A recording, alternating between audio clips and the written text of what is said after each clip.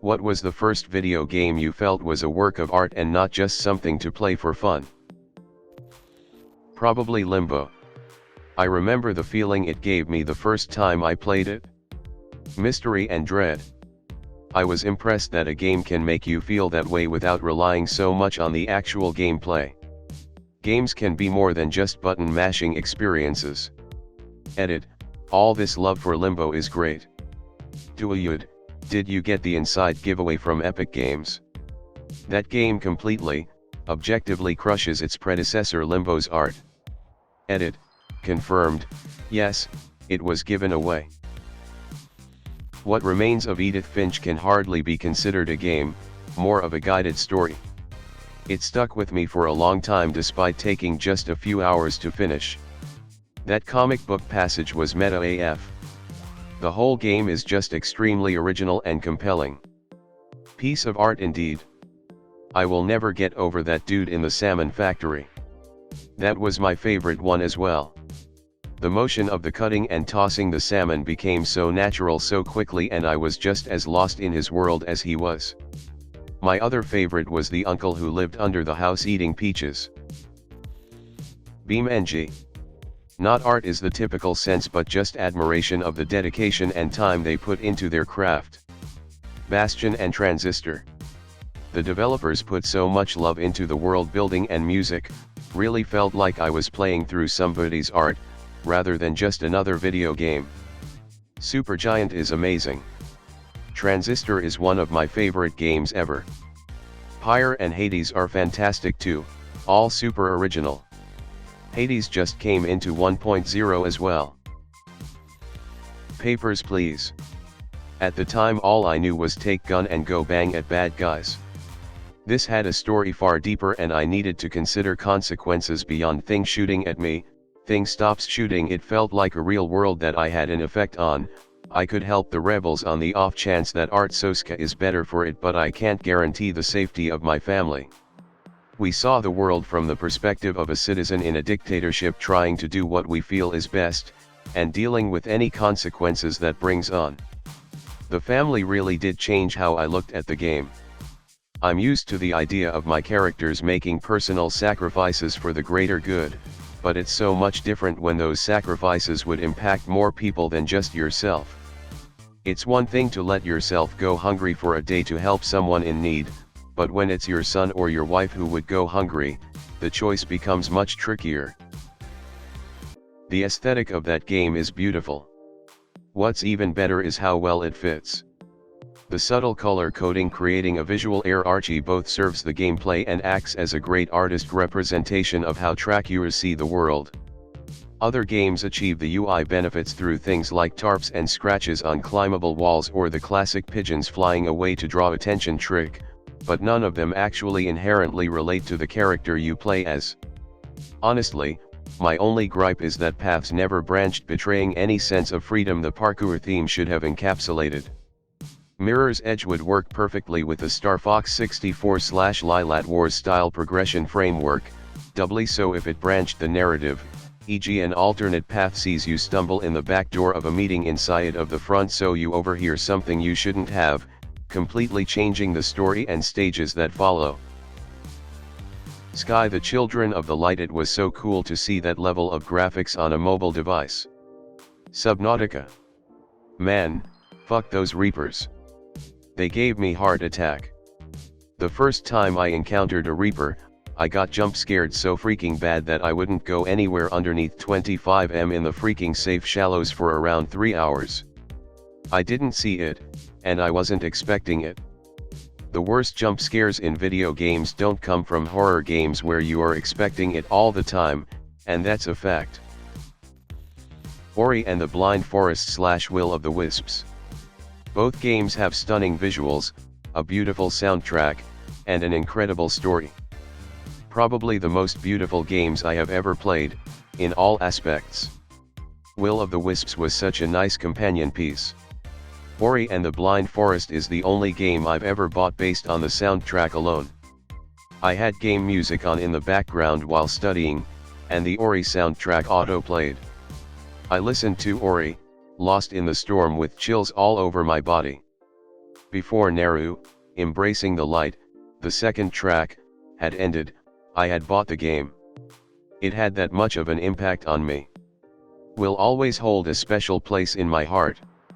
Gareth Coker is a genius. I replay Okamai every couple of years. I'm definitely due for another playthrough next year, I think. I still haven't touched my imported Switch copy. Not only is the game beautiful and hold up well, but the gameplay loop is beautiful as well. So much of the themes of the game is about restoring beauty and love to the world around you. Restoration is a major theme, and it was one I desperately needed at the time I found this game. I first played it when my best friend's parents decided we weren't allowed to see each other anymore. They were extremely religious and I wasn't. They even went so far as to pull my best friend out of school and homeschool them. Losing contact with my best friend was devastating, and Okamai gave me something warm and loving to hold on to during that very dark time. I'll forever feel in debt to this game. It gave me strength and courage I really needed. It's coming up on 15 years now. And my best friend and I see each other regularly. We survived being separated and are closer than ever. It might be time for us to sit down and play through Okamai together. I didn't play it, but I watched Jacksepticeye's playthrough of Undertale. What a fucking game. Journey. Edit, thanks for all the love. Glad to see this game touched so many PPL's lives. PPL have mentioned several great games in the comments, but a couple that are similar to Journey, for those looking to scratch that itch, are Sky, Children of the Light. Abzu. Bro, I played it and had this random person play all the way through. I miss that person even though we only played together for 3 hours. Stardew Valley, one-man solo project becomes a hit. He does every bit, from the gorgeous background music to the clever and unique progressions and collection systems. The dialogue options are actually comparable to the spoken equivalent. It's a masterpiece and has uprooted what I thought I loved in games. I've never been into those kind of games. I tried Animal Crossing but didn't get what everyone's seen in it, but then I gave Stardew Valley a go and got obsessed with it. TBF, there's a big gap between Animal Crossing and Stardew Valley. I get why they are compared, there's not much that is that similar to AC, but Stardew falls in line with Harvest Moon, which is where most inspiration came from, Rune Factory, My Time at Portia and so on. It's hard to understate just how technically impressive OOT and M64 were at the time. Nearly every developer in the 90s was struggling with how to design fun gameplay with an extra dimension when PlayStation and N64 came out. When Nintendo started work on Mario 64, they tasked the developers with just having Mario run and jump around a room with a few blocks and obstacles. If they couldn't get it feeling absolutely perfect, the game wouldn't be made. The 90s are filled with awkward feeling 3D games while developers sorted things out. Nintendo pretty much launched out of the gates with a platformer and an adventure game that would set the bar for 3D gameplay design for the next 15 years. This is why I never could get into PlayStation, they always seemed to be pushing terrible quality realistic graphics, where Nintendo just made incredibly fun to play games that just looked like fine quality cartoons. Even as a kid, when I'd go through the Temple of Time, I'd often walk, not run. Something about the atmosphere was just so special and laden with gravitas that I found myself playing in a way that tried to honor it. That's how you know the developers killed it. It's the game with the most memorable locations ever. The world felt so alive and real. Leaving the Kakariko Woods and seeing Saria on the bridge, crows cawing in the distance, your footsteps thumping on the wooden bridge. Leaving the Temple of Time as an adult and seeing the evil clouds billowing over the castle, and the town reduced to ruins. And my favorite moment, the title screen. This is a somber world, with Link riding alone. It's a world with history and beset by evils, but it is vast and beautiful and worth saving. The sound of Epona's hooves, and the slow piano. So beautiful. Knights of the Old Republic. pretty much the quintessential Star Wars experience, with one of the better twists in the franchise. Edit. Aw, thanks you guys, smiling face. This is my most upvoted comment, and my only awarded comment. Each and every one of you are awesome people, hugging face, hugging face, hugging face. This, and especially KOTOR 2, it became a work of art for me when it changed the way I perceive the Force and the blurring lines between light side and dark side, and the fundamental problem with both. More so than a game, KOTOR 2 is a work of art that offers philosophical questions about the nature of religion, morality, destiny, and man himself. Kreia was such a good character. Fucking everything she says is infinitely quotable. I still remember my first few playthroughs changing up my choices to make Kreia like me, but every time she'll chastise me one and lose influence. It wasn't until I realized that Kreia doesn't give a crap what the player does, she only cares about how you perceive your own actions, whether good or bad. Very interesting character in an infinitely interesting universe. This is why KOTOR 2 is the superior game for me. I'd never thought so hard about Star Wars before I played it. I was way more impressed with the philosophy in KOTOR 2 than I was the twist in the first game. Just mind blown. Truly a deep and meaningful Star Wars story, I love it so much. I was also looking for this, or I was going to post it myself. I'm also hardly a sentimental person, but the ultimate choice the game gives you, as well as all the existential ideas leading up to that choice, I was in tears. The development of some of the characters was so utterly shocking, that I can't possibly classify this experience as anything but art. As far as I'm concerned, it's a must-play. I was looking for this to upvote. The most thought-provoking experience wrapped in a game. The very end is the icing on the cake. I don't want to spoil it for anyone who gets the urge to play, but it is literally a one-of-a-kind experience.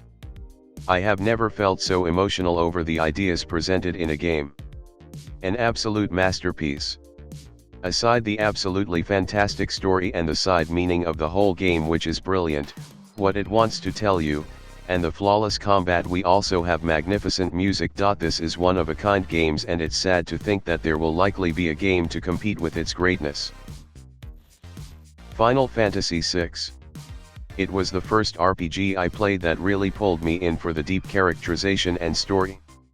The characters each have their own flaws, and desperately trying to survive in their effed-up world made me realize that games can be so much more than just a hero saving everyone. Mass Effect 2. I love the storytelling, the characters, and I never felt it dragged or was boring. Character creation took some getting used to, though. I came here looking for this. In my opinion, not just 2 is great, but the whole trilogy is mind-blowing. Sure, there are 1 or 2 dicey DLC decisions, and the ending of 3 was a bummer, but that doesn't take away from the fact that the story, the universe, and the role you play in it as Commander Shepard are amazing. Has to be Ocarina of Time. Kokiri Forest is probably the closest you can get to experiencing childhood again. Really cemented the idea in me that video games, through their interactivity, can evoke feelings in a way that most movies and books cannot. When you first venture out into Hyrule Field and get that "wow, this map is so big." That part of the game was probably the part that left the greatest impression on me, just stepping out of the forest with this whole wide world in front of you. That's the feeling that I ultimately want out of Zelda games, and Breath of the Wild was the first game in the series in a long time to really capture that feeling again for me. It's a huge part of the reason why BOTW is my favorite game in the series now. The Last of Us. I have never felt so immersed and invested in the story of a video game until I played it. Right from the start, the game pulls you in and makes you feel all sorts of emotions. Such an amazing story, and I love watching others play it for the first time and getting to see them experience what a great game it is. I teach a media analysis unit. I still have students who only think of video games as either Candy Crush or Mario, so I bring in the PS4 and demo the first 20 minutes of The Last of Us. It creates full immersion, is as intense as any all-time great thriller, and then hits them with heartbreak before the credits. I love watching them react. Man, I don't know how old the people you teach are, but I am so grateful that you put the time/thought in to do that, and I like to think that those you're teaching are as well. I love TLOU, haven't played the sequel, and I'm always happy to hear more people are exposed to it. Not the first for me, but the most recent. Everything about it has pretty consistent quality, especially the visuals. I've never taken so many screenshots. So many great moments in that game. Story moments that really knock you right off your ass and leave you stunned for a moment. Learning what the Dawn Project was. Learning what happened to it. Even little things, like them setting up literally impenetrable encryption with no override. My favorite is the innocuous little newspaper clipping about the robots using biomatter as fuel. It was early, so you didn't know exactly what had happened yet. And that little clip broke the whole thing open for me. I let out an audible "ah shit, they fucking didn't." Piecing together all the little ways everything went wrong and snowballed was so fantastic. A masterclass in storytelling. KOTOR was a work of art for me. BioShock. Once I booted it up and started playing and I saw how amazing the details and graphics looked, it changed everything for me. I realized that this game was going to be a work of pure art and a love story to Art Deco. I still love BioShock to this day and will hold it to such a high standard. When I grew to realize Minecraft wasn't just a game but a community. Would have been my first time playing on a large server for me. Maybe 2012. Chrono Trigger. The first game that I played that felt truly epic in scope and left me feeling accomplished when I finished but still sad that it was over. BioShock for sure, the moment when you first see it under the seas was breathtaking, the Art Deco mixed with 30s styling and nautical themes worked perfectly. The storyline was riveting and that ending. After finishing BioShock, that was the first time I thought, games can be masterpieces too, as good as the best films, TV shows, musicals etc. Gorogoa, it's a beautiful puzzle game that makes you feel like you're flipping through the pages of a picture book. Gone Home. Ace Combat 7, Skies Unknown. That game is visually perfect. The soundtrack is also top-notch. Video game. The Final Fantasy game with the sphere of water they play that weird gymnastic floating handball thing in as the world collapses around them. Although on a similar note, I remember getting a demo disc soon after getting a PlayStation 2, I think, that had a cartoon animation of the wolf man running around with a narrator in the background. I was so excited to have this amazing video that I could show off the power of the PlayStation. BioShock Infinite. Nier Automata for me. The story is great but the OST is a masterpiece. BioShock, one of the first campaign-style games I played, and wow, what a masterpiece. The intro gives an instant plunge into a creepy, unsettling ocean. The game was a perfect combination of creepiness with the urge to explore this crazy underwater city. Killing your first Big Daddy gives you a power trip, but then it puts you in situations where you creep around every corner about to wet your pants. The story and atmosphere are truly beautiful, and most single-player games since then can't hold a candle to it. True masterpiece. Assassin's Creed 2, its gameplay was an improvement for its time, but that's not what hooked me. The city views, story, and the lesson of patience just struck me so deeply as something more than a game. I picked up the novels afterwards just to relieve it on the fly, since the combat grinds on my nerves after playing different games, Dishonored, Batman, etc. Honorable mentions. Super Metroid, it's got all the makings for art but I was too young to appreciate it, plus it's still a fun game. The Sims 2, I used it to make art, from creating lovely homes to movies using the cinematic view function, but it's only a sandbox. Parasite Eve, this was my first horror game. People will probably mention Silent Hill, but you can't replace your first. Golden Sun, The Lost Age, Turn 1, the first twist pulled me in and the game wrapped up the story of the first in such a divine way that I would have been happy even if it was the last in the entire series. Destiny/2, I played other online games, but not many that make me stop at a random cliffside and just stare. I miss you, Katie. Thanks for watching. Don't forget to like, subscribe and comment Reddit Story Time for more Reddit stories.